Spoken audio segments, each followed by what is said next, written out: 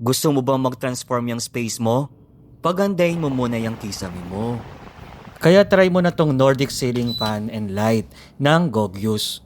Ang aesthetic ng design, ang lakas makayamanin ng vibe, at sobrang quality talaga nito. Ang kagandahan nito mga ma'am sir, naka-DC inverter na yung motor. Kaya talagang tipid sa kuryente. Ang daming pang features nito. Di remote, tapos tricolor yung LED light niya, may warm, may daylight, and cool light. Meron din tong speed or wind power from 1 to 6 and meron ding forward and reverse rotation. At isa pa sa magandang feature nito ay merong timer mode. So pwede mo siyang iset ng 1 hour, 2 hours, or 4 hours. Proven na mas mura talaga dito kasi kita ko to sa mall, almost double or triple yung price. So ano pang inaantay mo? Click the link sa caption.